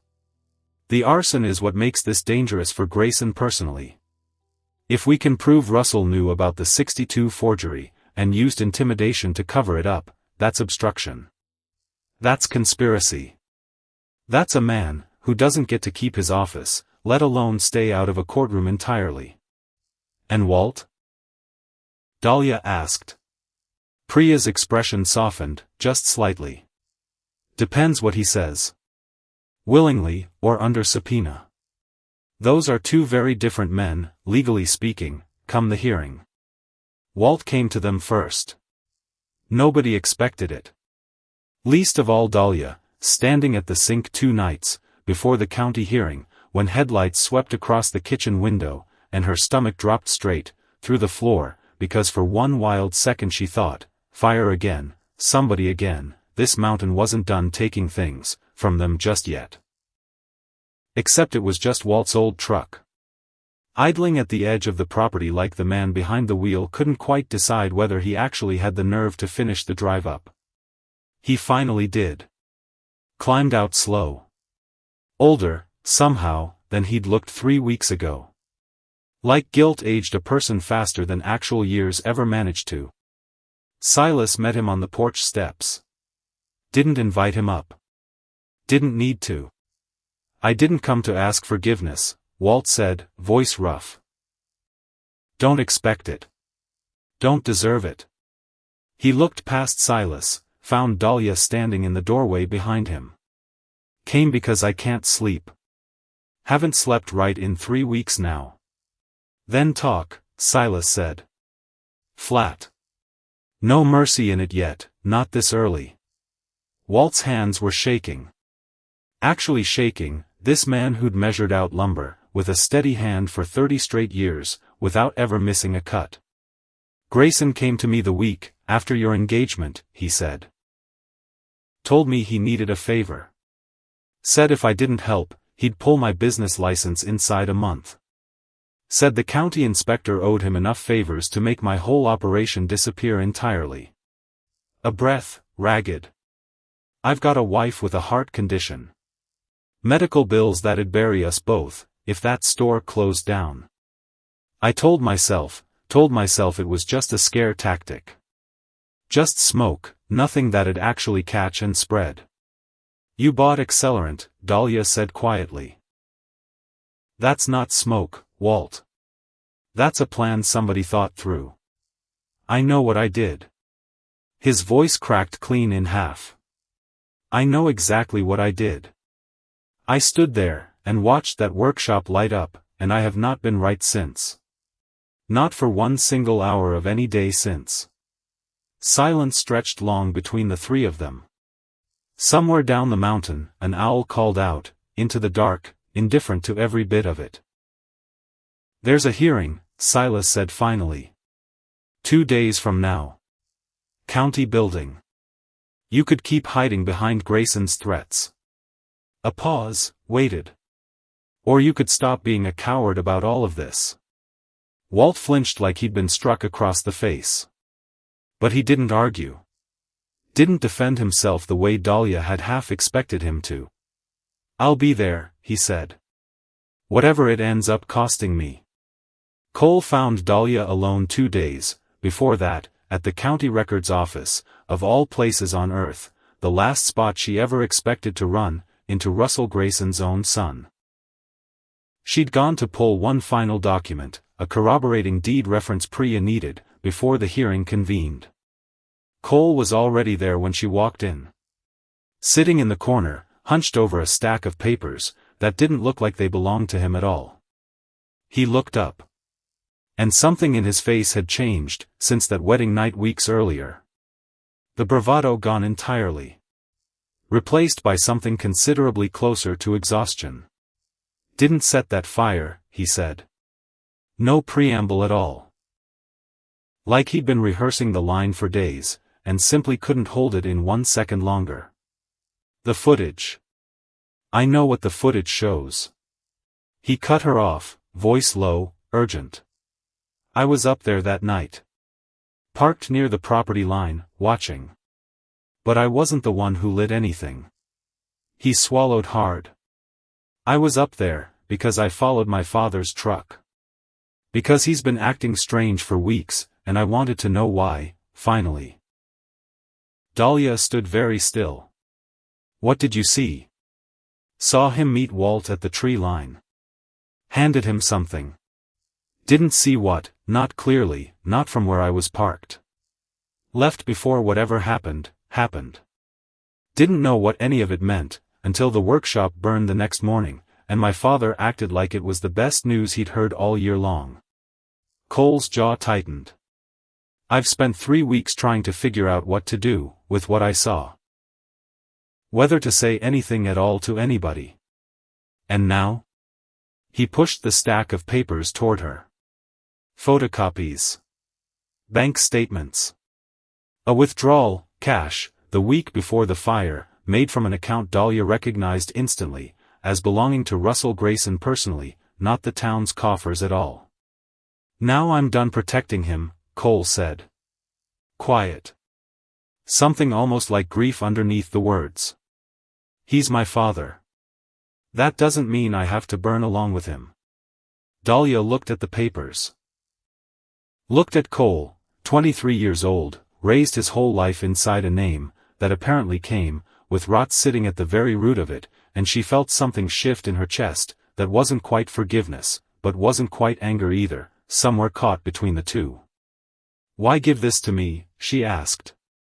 Why not the sheriff directly? Because you'll actually use it right. A ghost of something, that might have been a smile, gone as fast, as it arrived. And because you slapped me across the face once, and I still think, honestly, I had it coming. The county hearing was held in the same community center, where Silas had first faced down a hostile town months earlier. Except this time, the room didn't hold the same energy at all. This time, folding chairs filled slower. Quieter. People shuffling in like they already suspected the ground under this whole town was about to shift, and none of them were entirely sure, yet which side they'd land on, when it finally did.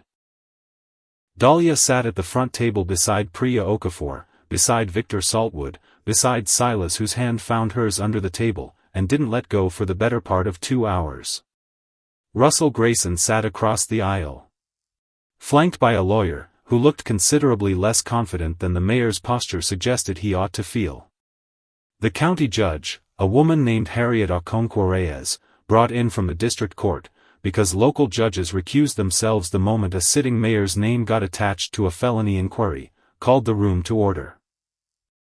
"We're here," she said, "to review evidence regarding a 1962 land transfer, and its connection to a subsequent act of arson committed on the disputed property this past month. I want to be very clear, before we begin. This is not a trial. This is a hearing to determine whether sufficient evidence exists to proceed to formal charges." Her eyes moved across the room, steady, unhurried. "Miss Okafor. You may proceed." Priya stood. Laid the 1962 survey up on the projector screen, the forged signature blown up large enough, that even the back row could see the date discrepancy plain, as daylight itself. "Earl Grayson," she said, "signed this transfer document 11 months, after his own death certificate was filed, with this exact same county office." A pause, letting the room fully absorb it. "The land in question was never legally ceded.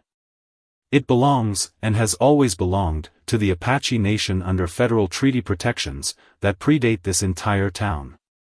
Murmurs. Loud enough that Judge Okonkwo-Reyes had to call for quiet twice in a row. "This forgery," Priya continued, "was discovered independently by Mr. Saltwood in 1987.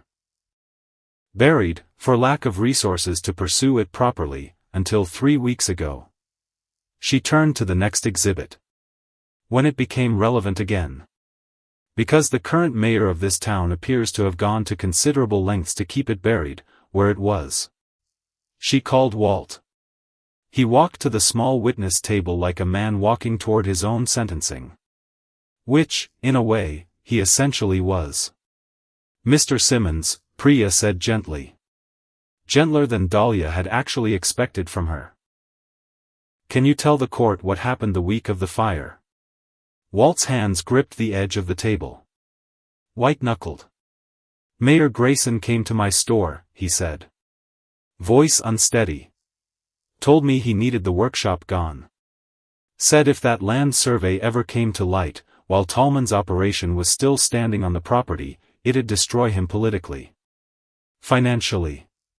Whatever it took to protect his family's name, no matter the cost to anyone else." "And what did he offer you?" Priya asked. "Or threaten you with, specifically?" "Both." Walt's voice cracked. "Said he'd pull my business license, through the inspector's office inside a month. Said my wife's medical bills would bury us, before the license issue even finished playing out in the courts." A long breath, shaking visibly now. "I bought the accelerant myself. I'm the one who lit it.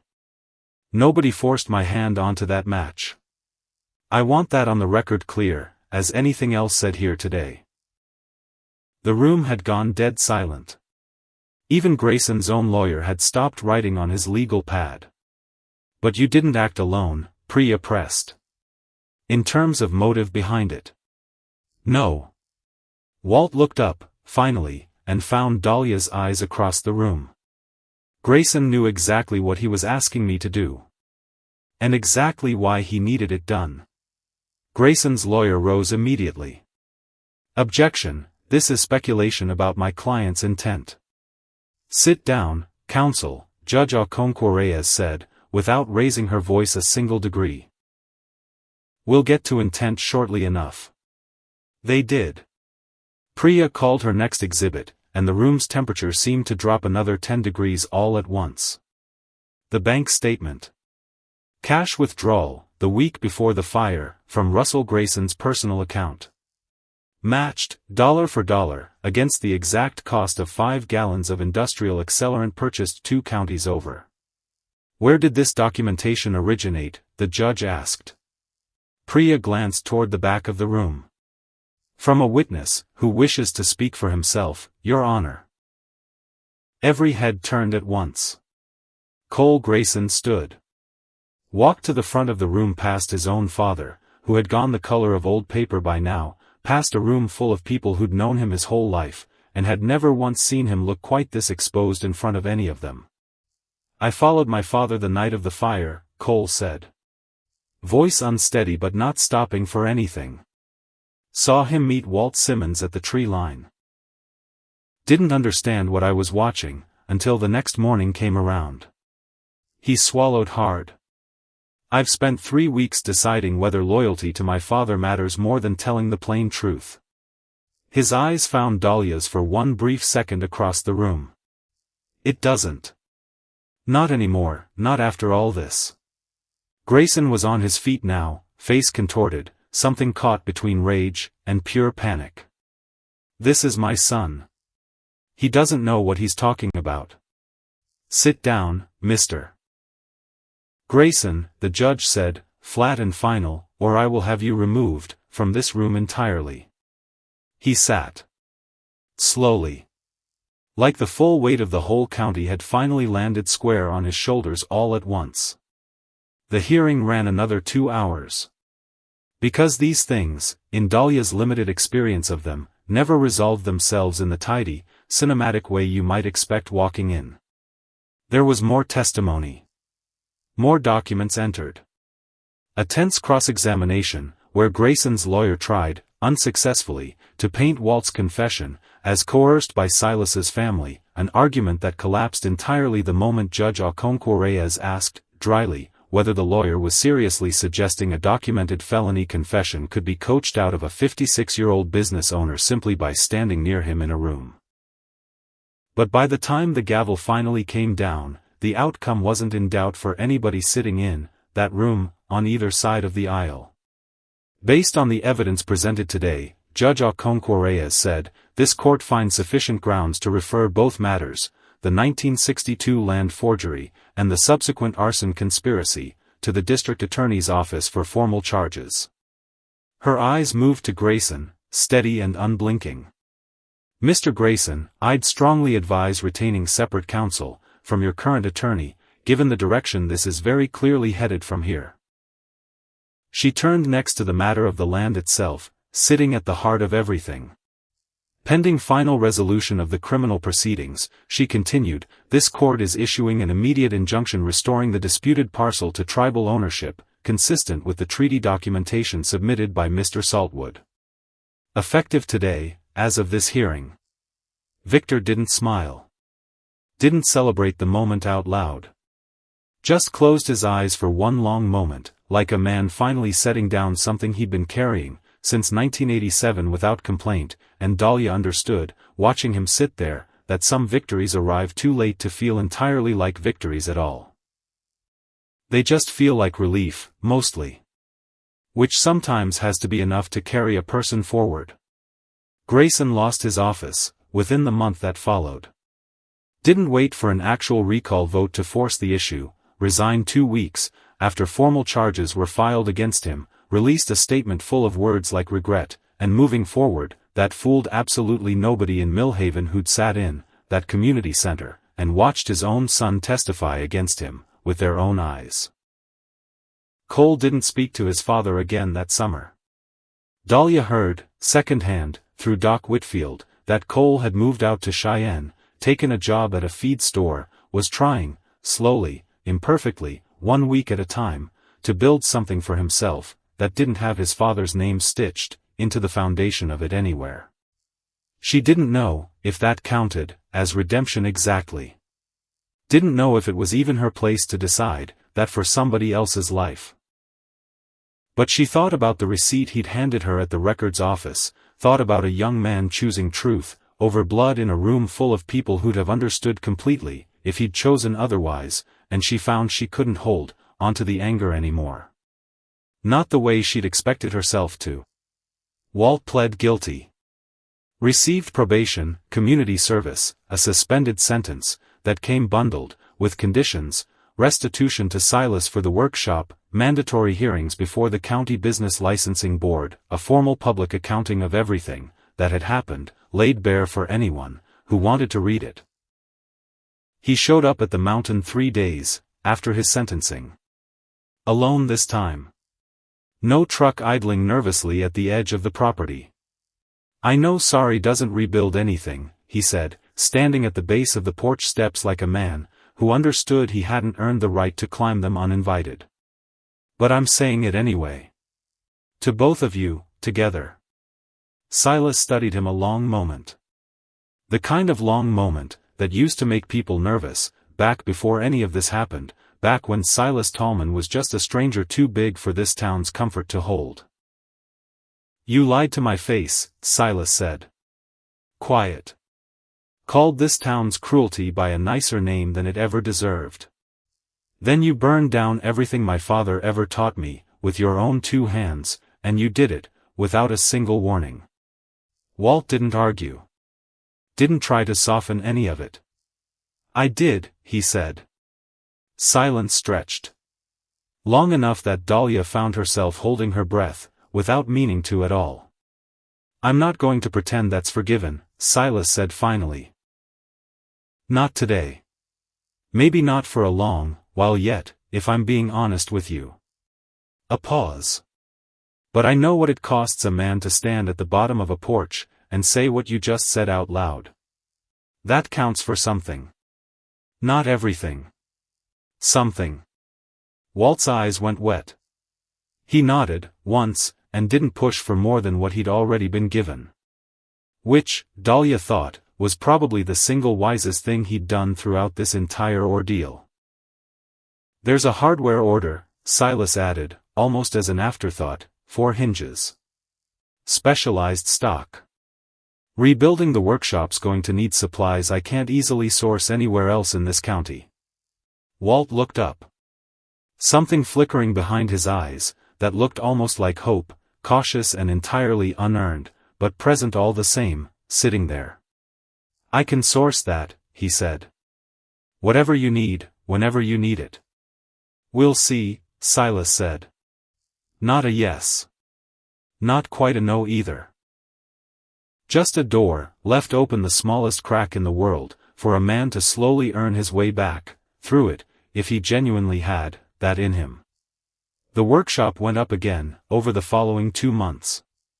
Different footprint this time, Silas insisted on it, said rebuilding the exact same structure felt too much like pretending the fire had never actually happened at all. This one sat 20 feet further back, from the tree line. Steel roofing instead of the old cedar shakes. A small detail on paper, but one that mattered to him in a way Dahlia understood, without ever needing it fully explained out loud.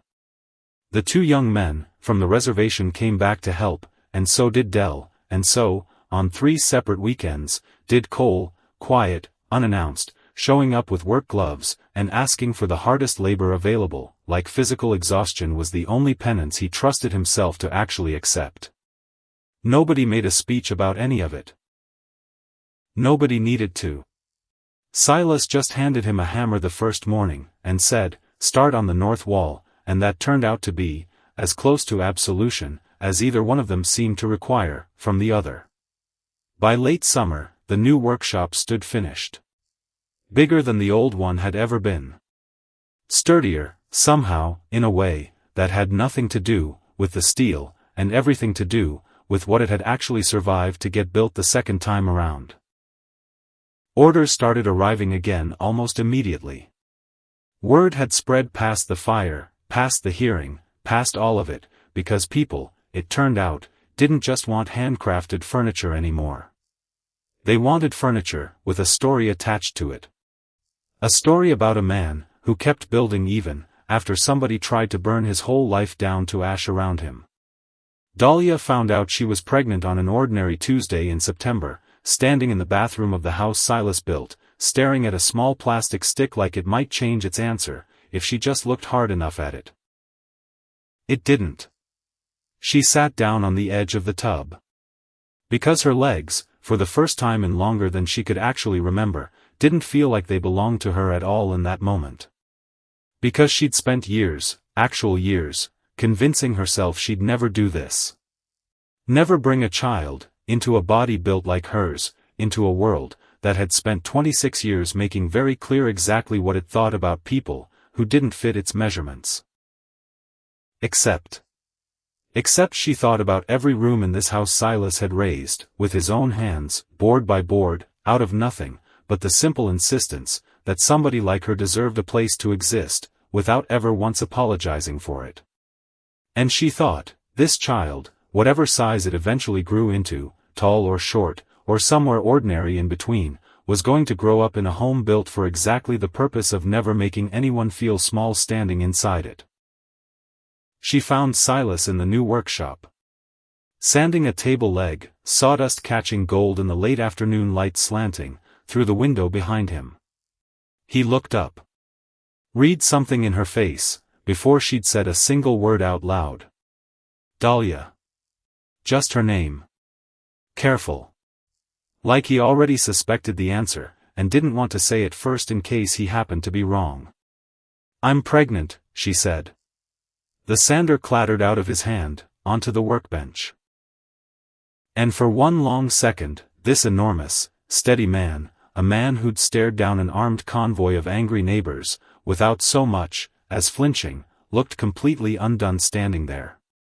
Are you? He crossed the room in 2 strides. Stopped just short of touching her, like he needed permission first, before he trusted himself to. Are you sure? Sure enough. He pulled her into him then, careful the way he always was, like her size was something to be cherished instead of managed around. She felt him shaking slightly against her, felt the wet warmth against her hair, that told her, without either of them needing to say it out loud, exactly how much this meant to him. We're going to be terrible at this, she said, into his chest, half laughing, half crying at the same time. Neither of us has the faintest idea what we're doing. No, he agreed. But we'll figure it out. Together. The way we've figured out everything else that's come our way. Nora arrived the following weekend, before either of them had even managed to call her, because word apparently traveled fast in families like this one too, not just in towns built on gossip. She went very still when Silas told her. Still in a way, that worried Dahlia for one flickering second, until she saw the old woman's eyes fill, saw her hand press flat against her own chest like she was steadying a heartbeat that had picked up too fast for comfort. A great-grandchild, Nora said, voice thick with it. I did not think I would live to see this day arrive. You've got years left in you, yet, Silas said, gruff, trying and failing to keep his own voice steady on the words. Nora reached out. Took Dahlia's hand in both of hers, small and weathered, and impossibly strong despite everything. This child, she said, will grow up knowing exactly what it means to belong somewhere fully. That is not nothing, granddaughter. That is everything most people spend their whole lives chasing, and never once manage to find. They held the ceremony in late October, time to fall on the same afternoon Nora had already planned to bring something else up the mountain, something she'd been quietly working on for weeks, without either of them knowing. Small. Quiet. Nothing at all like the chaos that had crashed their wedding months earlier, just family this time, gathered on the porch of the house, as the last of the autumn light turned the whole valley gold below them. Nora brought the original wedding quilt first, the one size generously for 2 very tall people to share beneath. Laid it across Dahlia's lap like she'd done once before, months back, on a night that had ended in headlights and hostility instead of peace. Then she brought out something else. Smaller. Folded with that same careful reverence she gave to everything that mattered. A second blanket. Woven in a pattern Dahlia recognized as a smaller echo of the first, clearly made by the same hands, clearly made with the same intention, though considerably more recently than the original had been. I started this the week you told me you were expecting, Nora said, pressing it gently into Dahlia's arms. Every family needs more than one generation wrapped in the same love. This is how we make certain that love never skips a single one of them. Dahlia held the small blanket against her still flat stomach, throat too tight to manage words for a long moment. Thank you, she finally managed. For all of it. For seeing me, before anybody else in this whole world thought to bother looking. Nora's weathered face softened into something Dahlia had rarely seen sitting there before, pure, unguarded joy, undisguised. You saw yourself, Nora said. Eventually. I only helped you get there a little faster than you would have alone. Victor and Ruth had come up for it too, and Dell, and even Doc Whitfield, leaning on a cane now, that he hadn't needed the spring before, insisting he wouldn't have missed this particular afternoon for anything the county could have offered him instead. Somewhere in the middle of it, glass raised, Doc cleared his throat for a toast nobody had asked him to give. In 70-some years in this town, he said, I've delivered more babies than I can rightly count anymore. But I don't believe I've ever looked forward to one quite the way I'm looking forward to this one right here. He nodded toward Dahlia's stomach, eyes bright. Because this child is going to grow up in a house built by two people, who refused to believe the world had the final say on where they belonged. That's not a bad inheritance to be born into. Not a bad inheritance at all. The porch went quiet, after that, in the good way, the kind of quiet that settles over people who don't need to fill every space with words. Once the small gathering had wound down, once Nora and Victor and Dell had all driven back down the mountain, once the last of the guests had said their goodbyes, and the fire pit had burned down to embers glowing soft against the coming dark, Dahlia and Silas sat together on the porch steps. The same steps where he'd once knelt in sawdust and asked her to marry him. The same steps where, in a handful of years, they'd likely be teaching a child to take its very first steps of its own. Below them, Millhaven's lights flickered on one by one, as the valley slid slowly into evening. A town that had once tried to burn them clean off this mountain. A town slowly, imperfectly, learning to make room instead of taking it away. Do you ever wonder, Dahlia asked quietly, what would have happened, if you'd never walked into that hardware store that morning? Silas considered it the way he considered most things that mattered to him. Slow. Serious. Unhurried by the question. I think we'd have found each other eventually, he said. Some things are built to happen, one way or another. Doesn't much matter how long the road takes to get there in the end. You really believe that? I believe, he said, taking her hand, calloused fingers wrapping careful and complete around hers, that when you're building something worth having, the right people show up exactly when you need them standing beside you. You were ready to be found. I was ready to do the finding, whenever it finally came. She leaned into him. Felt the solid, steady warmth of him beside her, the house at their back standing tall and wide and built entirely out of the simple belief that she deserved to take up space in this world, without ever once apologizing for the room she required. Above them, the first stars came out, over the valley. Distant. Indifferent to everything that had happened on this mountain, the fire, the hearing, the slow unraveling of a lie that had waited 60 years to finally be told out loud to a room full of people who needed to hear it. But close enough, still, to watch two people finally arrive at the ending that had been waiting patiently for them the entire time, all along. Not because the world had ever made it easy on either of them. Because they'd built it themselves. Beam by beam. Truth by truth. Until there was nothing left standing between them, and the life they'd both, quietly, stubbornly, refused to stop believing they deserved to have.